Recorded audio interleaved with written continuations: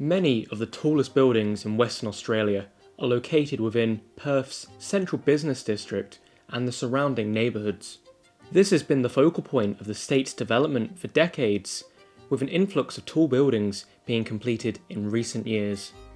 Perth's historical built form has focused on suburban development as a reaction to the Industrial Revolution and its impact on European cities, which many of the settlers originally came from. However, there is an increasing push from state government and developers for the urbanisation of the city. Perth's central business district sits at a unique location on the Swan River, with Kings Park sitting adjacent to this on an escarpment edge. Its skyline is a mixture of late 20th century buildings and modern glass additions. Many bear the logos of the biggest industries in the state. So, how has Perth's skyline changed and developed, and how is the skyline planned? What influences the decision to approve towers in the city?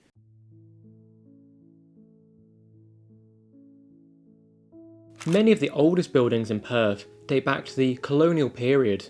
However, this region was inhabited by the Noongar people prior to the colonial settlement being established here. The 1830s formed the start of the colonial settlement of Perth and Fremantle. Many of the buildings constructed during this period set to serve civic functions or provide homes.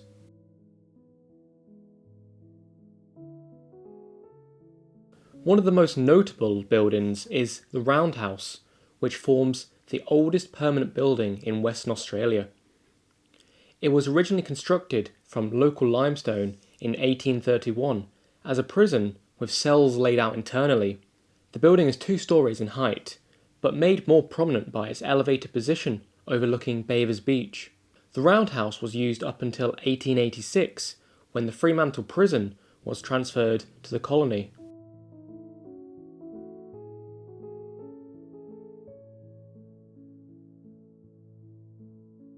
The old courthouse was the first court building to be constructed in Perth.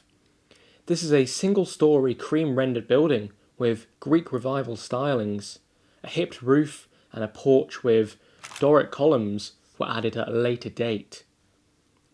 This stood close to the original shoreline of the Swan River, however this is now significantly inland. Henry Wiley Reveley, the colonial civil engineer, designed both the Roundhouse in Fremantle and the old courthouse in Perth, alongside many of the early settlements buildings.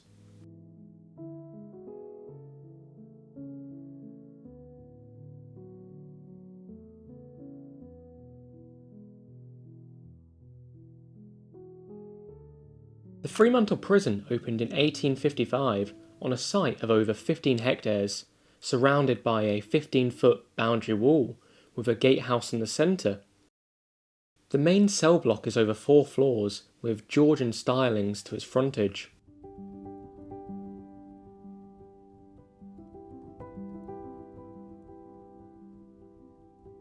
Opening in 1866, Perth's Pensioners' Barracks was used to house the Pensioners' Guard, who came across on convict ships. The building is constructed from brick, with the use of paler bricks to add vertical emphasis to the building. The building was later used by the Public Works Department as offices up until 1966. The construction of the Mitchell Freeway caused the future of the Pensioners' Barracks to be brought into question. Some plans for the freeway included the complete demolition of this structure, whilst local preservation groups wanted to preserve the structure. The barracks arch actually blocks views of Parliament House from St George's Terrace.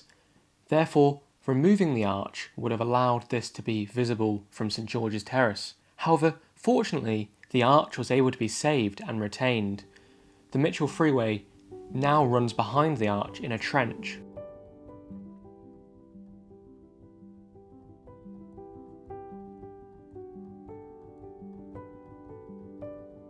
Perth Town Hall is the only town hall in Australia to be built by convicts, and upon completion, this was actually the tallest building in Perth. The design features several motifs to convicts, including the broad arrow and decorations in the shape of the hangman's rope. The clock tower forms the tallest part of the structure. The building was designed by Richard Roach Jewell and mixes Victorian Gothic and Second Empire architectural styles.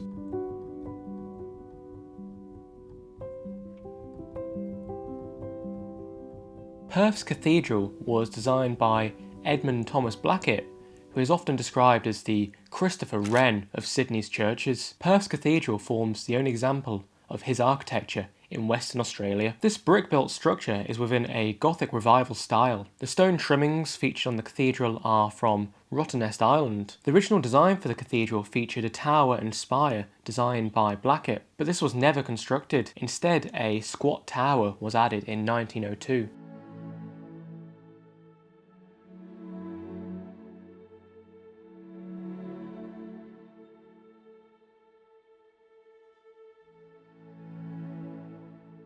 Containing 52 bedrooms on the upper floors with a 150-seat dining room on the ground floor. The Federal Hotel cost £13,000 at the time, and when completed, it was one of the largest buildings of its kind in Perth. It was a prime example of a gold boom hotel architecture. This was demolished in the early 1960s in preparation for the construction of the Mitchell Freeway. The hotel tower was removed in 1969, and the hotel was fully demolished in 1972.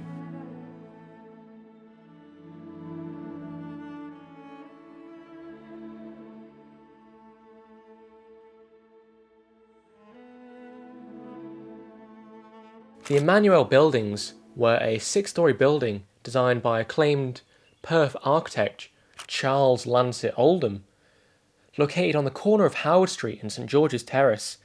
This was demolished in 1979 and replaced by a new 8-storey building in the 1980s.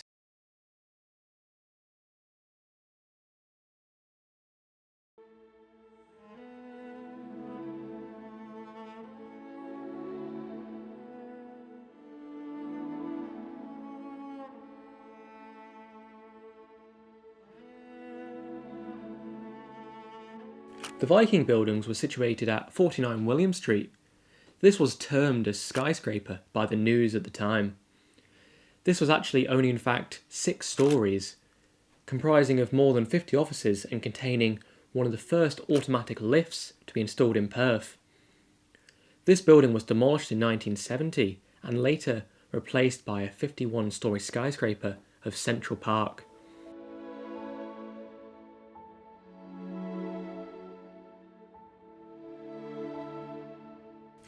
Originally founded in 1895 by brothers Harry and Benjamin Bone, opposite Perth's railway station, Bones was Perth's first department store. This has been a popular store for shoppers since 1895. The most famous rendition of the store was constructed in 1912 on the same site by the railway station. This was 3 stories in height and featured a detailed facade with painted lettering on the side elevation. In 1969, Bones stores were Perth's largest private employers. In 1986, the family decided to sell the stores, which led to their closure. The Bones store on Wellington Street was demolished and later replaced by a Myers store.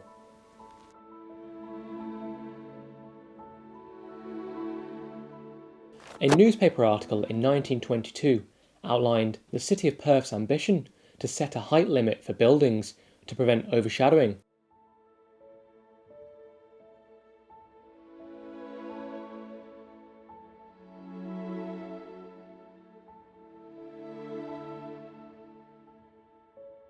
The Colonial Mutual Life building was demolished in 1980. This was actually the tallest building in Perth from 1936 till 1962 and stood at 11 stories.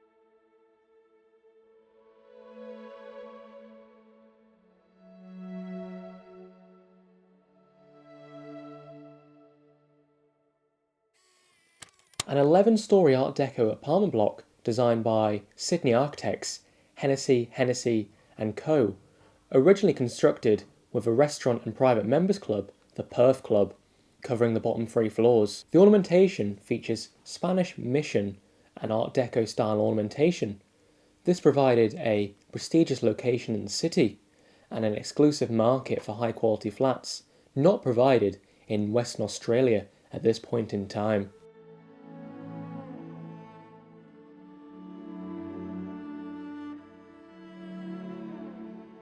A radio mast was installed on the roof of the post office building in 1938.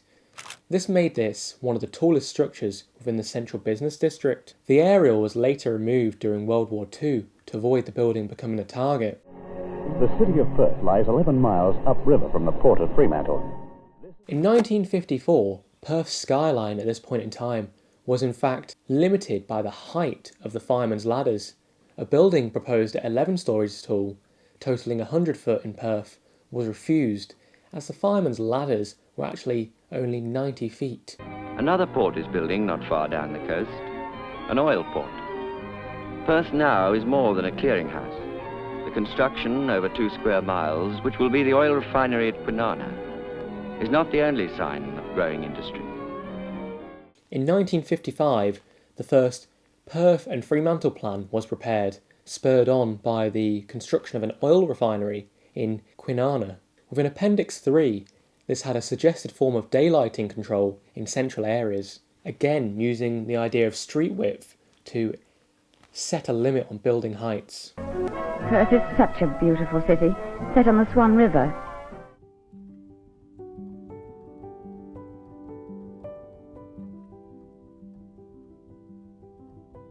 Citibank House is an 18-storey office building, originally opening as the T&G building.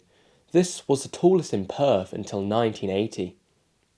The site was previously occupied by the old T&G chambers built in the 1920s, which was demolished to make way for the new office tower. In 1964, Paul Ritter was appointed the city's first planner.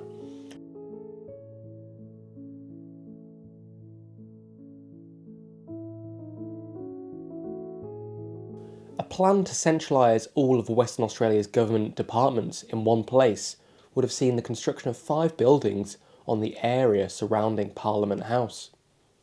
Only one was ever built in the form of Dumas House, a modernist structure which stands adjacent to Kings Park and dwarfs the other government buildings on the site. The city is expanding. New buildings are springing up. New office blocks, new houses, new freeways. Perth is a city that's growing day by day. The Pan Pacific is a 24-storey hotel tower located near the Esplanade and was the tallest building in the city until 1976. This is some distance from the CBD's Skyline and would have stood alone on this part of the Skyline for some time.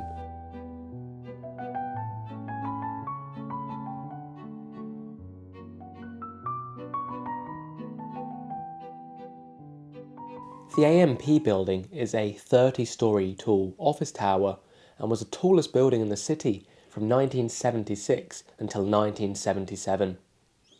The site was formerly the home of the AMP Chambers, owned by the same company.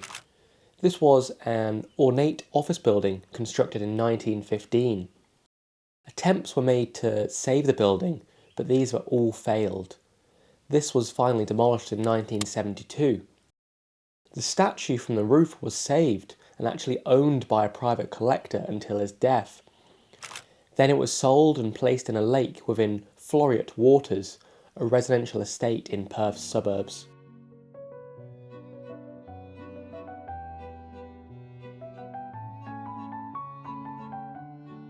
St Martin's Tower forms a 33-storey tall office tower constructed in 1978. This still remains the 10th tallest building in the city.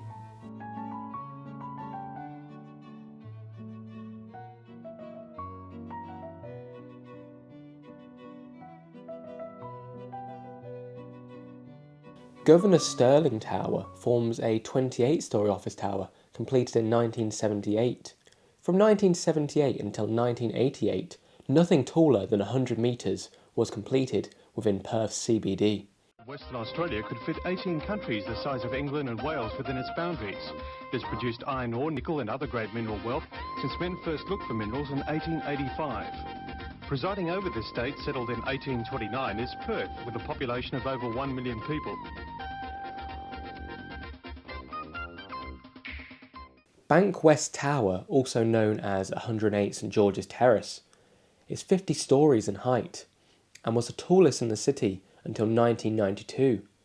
This was designed by the architect firm Cameron Chisholm Nicole and features a triangular cross-section designed to provide all officers a view of the Swan River. The tower is adjacent to the historic Palace Hotel, constructed during the Gold Rush. There was an organised opposition to save the hotel from demolition, and this was luckily retained.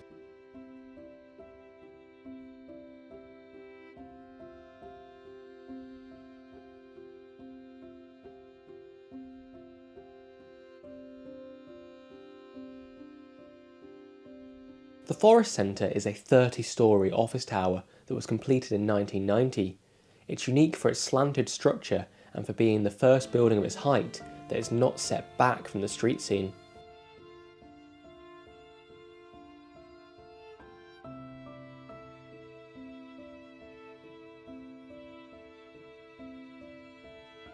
The QV1 tower is 40 stories in height. The height of the land here was previously limited due to its proximity to Parliamentary House. However, this restriction was amended to allow for the tower. The building is often criticised for its design. However, the architect, Harry Seidler, described QV1 as the best building he had ever built.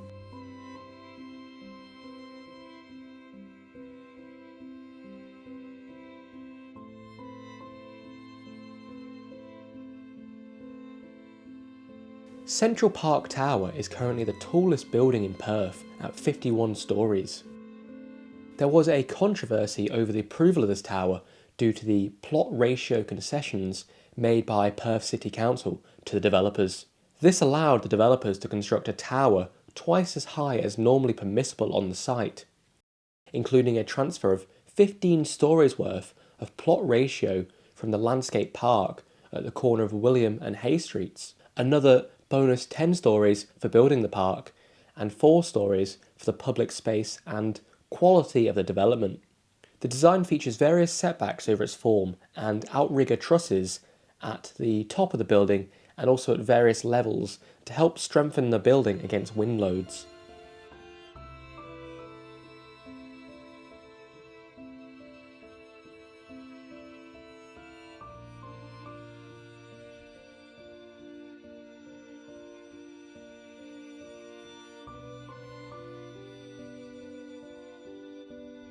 Exchange Plaza forms a 40-storey office tower.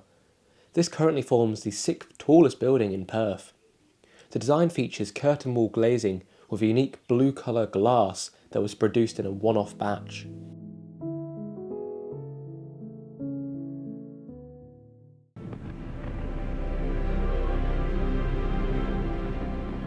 The core focus of tall buildings up to the 2000s had been around St George's Terrace. However, now tall buildings would begin to leave this corridor and spread throughout the wider CBD.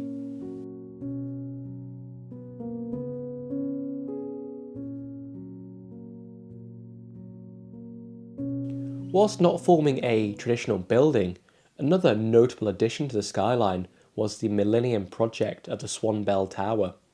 Featuring bells from a church in St Martin in the Fields, London. It was designed by Hames Charley, featuring a tower element constructed from glass and 4 copper-clad sails at the lower levels. This sits on the edge of the Swan River and forms an iconic addition to this waterfront.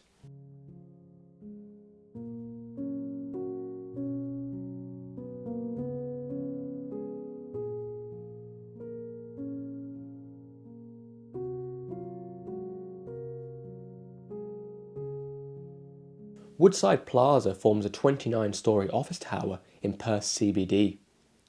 The completion formed the first premium-grade office tower constructed in the city for 10 years since Central Park Tower.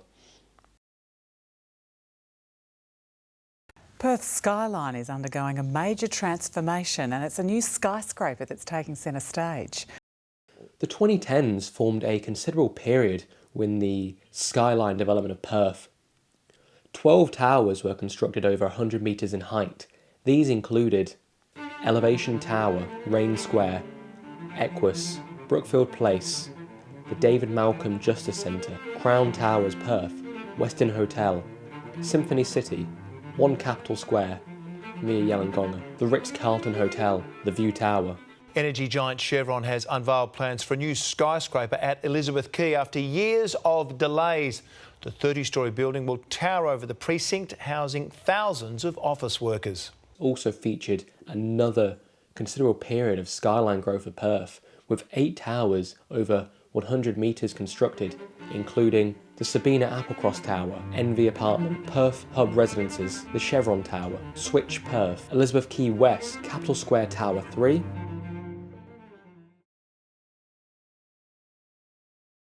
As with any skyline, there are always sets of plans and renders which never become a reality.